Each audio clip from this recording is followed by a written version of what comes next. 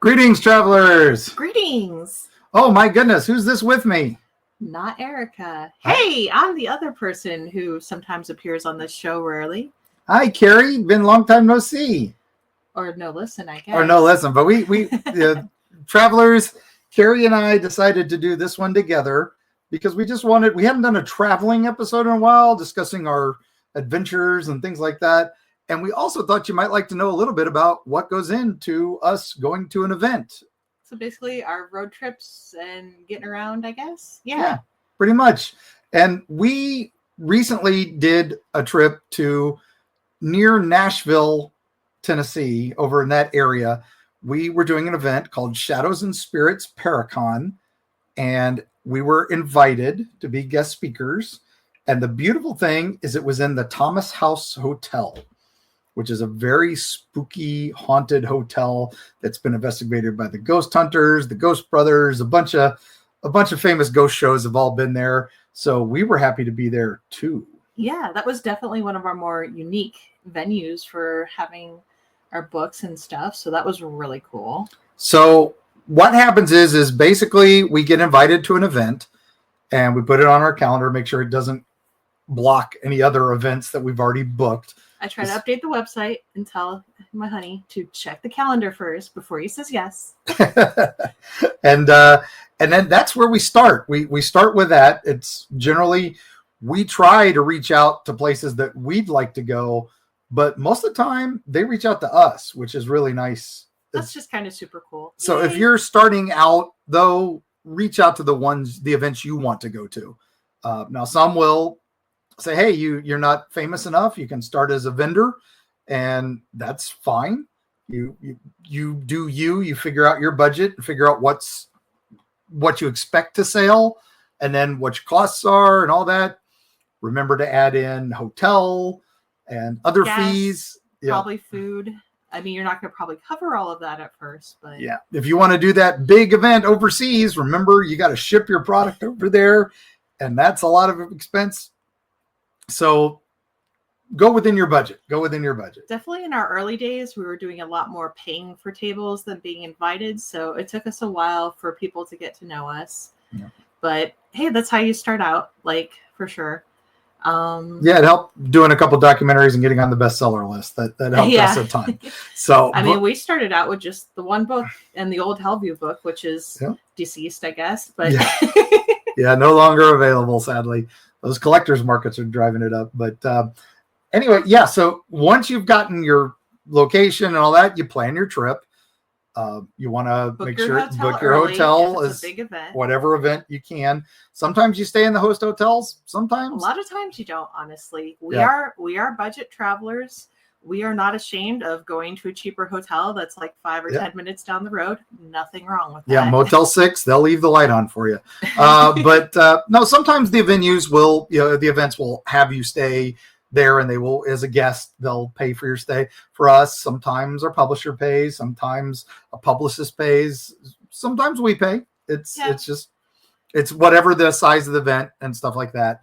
Now, we've been fortunate a number of events will give us a table since we're speaking in exchange, or hotel, or even both, which we really greatly appreciate. Yeah. And then, so once you're set with that, you got to have stuff to sell, right? Yeah. So you gotta, for us, we have to order books from the publisher. And we have to think about how long it's going to take for them to ship. And if like History Press is between printings, it might take a little bit of extra time. So with Now Four Horsemen, we've got to plan ahead with them. Usually you have to plan ahead with us. We're with a publisher. We plan ahead with our publicist to make sure they know where we're going to be and all that. Now we update our own website. Kari does all that, which she's working behind the scenes, a clackety clack style like Bo. But she also, the publisher will do that too. They'll put us on the publisher's website and all that. So you got to make sure you're in touch with everybody, but then you got to order your product. Now you also have to deal with art prints. Yep.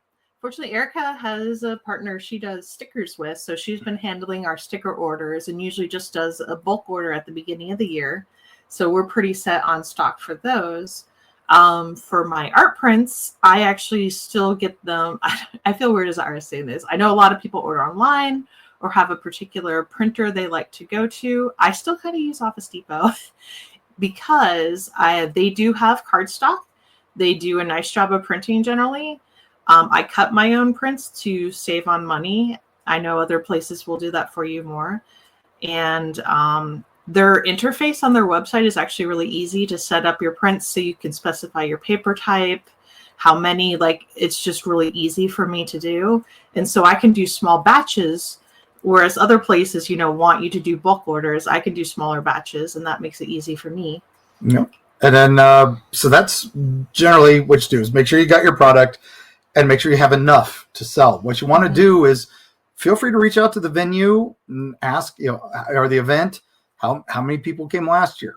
If this is a first year, how many tickets have you sold already? And you can estimate from there how much you want to bring. Remember, check your numbers. Yeah. With us, we say, hey, what cryptids are the local cryptids for this area? I'll probably bring a couple extra of those. Yep. But any event, you can guess as much as you want, but you're probably going to be wrong to some degree. The famous general no plan holds together once you meet contact with the enemy. So it's the same thing with a convention. No plan you put into place, like we did Frogman Festival. Didn't sell one Frogman. Yes. Sold everything else but Frogman. Then the next festival we went to, I think, was Squonk, and we sold all of our Frogman stuff. It was crazy. So you never know with these things. Who knows who's a fan and who isn't? But that's part of the fun. You learn. Want to bore our listeners too much. There's a lot of minutia into packing, like bring a tablecloth, bring your grids, all the little things that makes your table hold together. Book stands, helps if you're OCD. And it also helps if you set up your table at home, if this is an early attempt for you. So you can say, okay, we have a 6-foot table. How do I want it to look? Okay, let's make sure I have all the things that make this work and make our table appealing. Yeah. So then you get to the venue, and if you're doing like a convention, they usually have a convention center loading area. You'll have a set time you can load. You'll have a set place to go. Usually you check in, get your badge, go do all that. We're not going to get into all that. We may do a video on that. That might be good to do. We're doing a couple events coming up, and we'll try to film those. Yeah. So. I mean, if anyone wants us to go into more detail, I'm happy to. I know there's a lot of folks who do like Artist Alley and stuff who have been doing a lot more vlogs. I get into details on that stuff too, but everyone has to go with the flow that works for them. Now, when we're getting ready for a trip, because I can't fly due to ear surgery, we are on the wheels for every single all the trip. roads for all these. When I'm planning our trip, will look for haunted locations, places we can stop, unique areas, any cryptid encounters. I check the BFRO website, MUFON website, and see where recent encounters were, where ancient encounters were, whatever I can find. Of course, history locations. We look for historical societies, things that might make fodder for a new book or a new episode of the podcast. We do detailed dives before the trip. We honestly love traveling. Every trip is an opportunity to find something new. I mean, we have to check sometimes. Historical Society is not open when we're going by, so it's good to always check that out beforehand. But we always find places that we did not expect. Like on this one, in the middle of nowhere in Tennessee, we found a Sinclair gas station that was completely restored and was made into like a tourist stop. Yeah, it was just like a really cool photo op. So we were driving and we're like, is that a Sinclair dino? And we're like, nope, gotta turn around, gotta go check this out. And I feel like we have a lot of fortuitous, like just luck, where we saw another guy was parked there. We're like, oh, he's probably getting pictures. But when we drove up and parked, it turned out he was the guy maintaining it. And he actually let us inside. Like, how much luck is that to happen to go at that time? Yeah, turns out one of our state senators owns it and was restoring it. And it's a venue now where they have meetings and stuff like that. It's beautiful. They have an old cop car out front. We'll post some pictures. It's pretty cool. But anyway, yeah, so that's the stuff you do on your way to an Eerie travel. And you make it a bit more eerie by stopping at unusual places on the way. So I have to say, if you get the inkling that you should stop and check something out, do it. Because you never know. Now, we're going to have to take a quick break, but we'll be right back to tell you about the Thomas House Hotel, one of the most haunted locations in America, according to the Discovery Channel. Woo!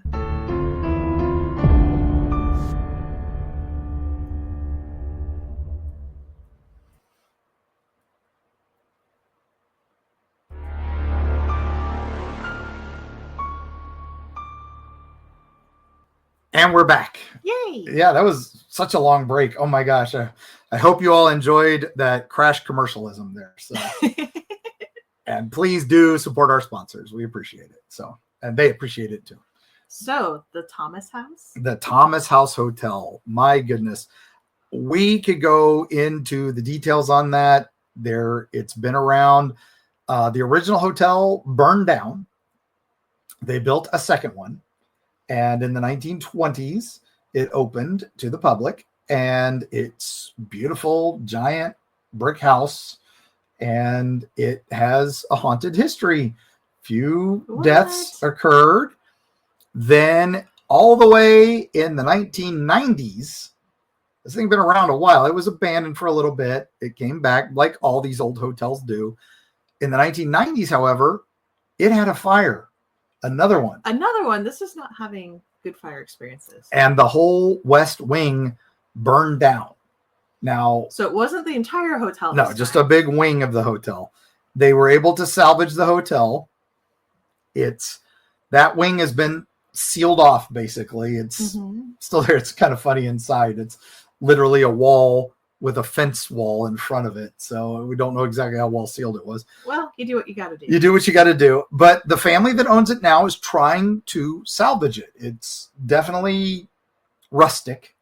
They do sell rooms for the night. You can stay. It is bare bones. You'll have electricity. There is a they have air conditioning. They have air conditioning, central air. They have shared rooms. There was a bit of a musky smell because it is an old hotel. Some of the people were complaining, and we were even noticing it a little bit. But wasn't it by a springs or something too? By a Sulphur Springs.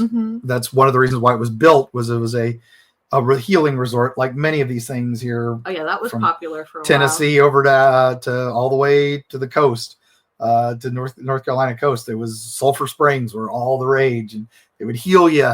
And that's what this was. This was a resort and spa. It's a beautiful little spring there. They've really outdone themselves, though, with the rooms that are unusable for people to stay in because they've got rickety floors. They've got other issues that they're fixing. They've decorated them to the nines. Oh, my God. Yeah, one of them was the doll room, which I'm sure that was the one Erica would have been like, nope. Erica was not with us on this trip for good reason. She found out it was a haunted hotel. Erica said no. But there was that one room was all Gone with the Wind for some reason, although it has no connection to this place at all. I guess someone liked Gone with the Wind. And there was the bride kind of mannequin in one area. It was like a lot of wedding stuff. Yeah. It's not duck. It's definitely got a lot of personality. There's just pictures and wallpapers. Oh my God, the one room had the hallway with the striped wallpaper. That was kind of epic. Yeah. It's an amazing place to explore. And the fact that we were surrounded by the vendors and speakers and the guests. Were there a number of folks who were psychics or mediums or other related types of studying? We had one of the Ghost Adventures psychics was there, and his wife. They were doing a presentation, but that night, the Friday night before the event, they were doing a ghost tour in the hotel. We couldn't join that, sadly. We were dead tired. It's a 5.5 hour drive from us, and there's a time change, so it's like you lose an hour. Yeah, that threw me off. Yeah. So it was rough, but we made it. They did the event that night. We decided to crash and go to our hotel. But then Saturday was the event. So you get up bright and early, you go down to your table, you set up, and then we let the people in. And because this was an odd duck in the middle of nowhere, it wasn't the greatest turnout, but we had people show. But the cool thing was we had so many speakers, so many vendors that were all into this. We had a variety to listen to. Mm-hmm. So it started with a young lady, a spiritual healer, and this was her first convention and her first time speaking. Really fun people. Yeah, they were wonderful. And trying to get her on. Yeah, I know there were a couple people we said, hey, join us later. Join us, because she was really epic. Hopefully that'll be coming up. Yeah, hope so. She had some interesting stuff because they do some ghost hunting as well, but she's more of a spiritual healer. And then the second group was a ghost hunting team. The third group was a guy who'd written a book about the mob because his grandfather was a mobster. And was an odd thing to talk about, but hey, we're in a historical hotel that, well, we're not far from Nashville, and the mob guy was from Nashville, so it made a little sense. He was local. It was a little sense. Then we had our host came on, and he talked with his ghost hunting team. Then we had someone who was a UFO abductee, and he had lots of information. It was a very, very interesting conversation. We had a couple perspectives on aliens through the talks. Yeah, well, you'd think it'd be all ghosts, but no, we had UFOs, we had a little bit of everything. And then we had the Ghost Adventures couple, they talked, and they had some interesting past life regression. They talked about some other fun stuff. Like I said, not where I thought this whole thing was going to go. I thought it was going to be 100% ghosts. It was very, very cool. And then they put me on last, which, I got to talk about the local cryptids, local folklore, and how sometimes that leads to ghosts, and sometimes ghosts lead to the folklore. And I think it went pretty well. We had a good feeling. Everybody was very positive. We sold a lot of books, and not as many as we would like, but that's always the case with these conventions. We gained a lot in meeting new people and new experiences. So every trip is fun. Like, it's pretty rare for us to not have a fun trip. Yeah. Many of our trips, we bump into travelers, sometimes at the event, sometimes not. We had a recent event where you were at an event scoping it out, a convention, and I was taking advantage. They were doing a library, used bookstore book crawl in the area. And so I was hitting some of them while she was doing her event. And I bumped into some Eerie travelers. They saw the license plate. They figured out who we were. And that was a lot of fun. It was very nice. We love meeting you guys in the wild. And we do like seeking out wild bookstores. Yes. But all that said, gang, I think we had a great time. That's kind of what we do on a tour. And well, I know part of that was they were trying to raise some money to help restore the house. Yes. Which, I mean, I have no expertise in it, but it seems like trying to restore an old house is just really difficult. You gotta especially do an old a lot hotel of repairs. Like that. You want to use period materials and keep it properly historic, but the thing is probably, kind of degrading around you to the point where lots and lots and lots of things need to be fixed. Yeah. I sympathize with anyone trying to keep historic buildings alive and usable. That seems like a really big endeavor. Yeah. And that's how this house had the trio. It had a cigarette smoking shadow figure man. It had a lady in white ghost. And then it had a little child ghost, which Erica is like, that's the Holy Trinity for her. That's, the hat man is dating the lady in white and the child is their child. So it fit here like a glove. And I think she would have liked that had she gotten up the nerve to come to this one. But that's all right. We'll drag her on the next one. Yes. We got to do like Shannon suggests. We got to B.A. Baracus her from the A team where we just got to drug her so we can get her on the plane. So we'll just got to drug her to get her into the haunted location.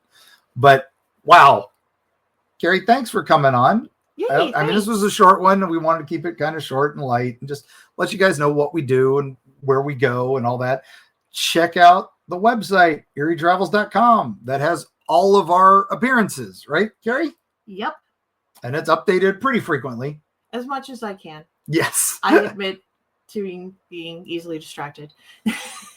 Shiny objects or small fuzzy animals or small reptilians. and spiders. The baby possum. Oh yeah, we have a baby possum in our wall. It's adorable out behind our house now. So he's taking up all of our energy in the evenings, just keeping an eye on him. And hopefully, gang, you got some fun advice out of this. And definitely check out the Thomas House Hotel. It's amazing. They do book for paranormal investigations where you can have the place to yourself. And it's not that expensive compared to some of these places we've been. It's certainly less expensive than Waverly and some of those. And you'd have this whole hotel to yourself. And man, what a great place. So with that said, travelers, do you have any advice last minute, Kari? I don't know. I'm just excited to see more travelers always. Yes. So come up and say hi to us. The new book is available for pre-order at History Press. Four Horsemen Publications. I forget. The old books are available at History Press. But if you see us at an event, we'll have early copies of the new book. Very, very soon. Very soon, if not already. Hopefully, as we head to this next one, they come in. Although they do sell out. So, because we don't sometimes plan as well as we'd like, and the books sometimes come late. And then sometimes the prints aren't prettied right. And sometimes, we're not going to get into that. All right, gang. It's all good. It's all good. So, thank you so much for joining us on this mini-sode, and we have more coming. Thank you so much, travelers, as always, for joining us. Thank you to our Patreon members who get this early, if we remember to post it. But they get it early and without those pesky commercials. They still get the awesome Destiny Beard music, though. So, well, we can't have an episode without awesome music. Yes, Destiny Beard, we love you. All right. So when you're out on those travels, and you travel to that haunted hotel, make sure you check in your bags, because sometimes you can never leave. And we'll see you on the other side.